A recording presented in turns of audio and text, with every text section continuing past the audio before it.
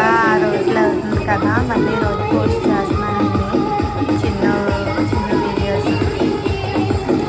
మేముండే నర్సీపట్నంలో పక్కనే రూమ్ పక్కనే కొత్తగా ఎగ్జిబిషన్ ఒకటి పెట్టారండి. అక్కడికి తీసుకెళ్ళాం చిన్నని. అక్కడైతే చాలా బాగా ఆడిందండి పిల్లలతో. ఫస్ట్ టైం తీసుకెళ్ళినప్పుడు అయితే ఎక్కడానికి భయపడింది, కానీ నెక్స్ట్ టైం మళ్ళీ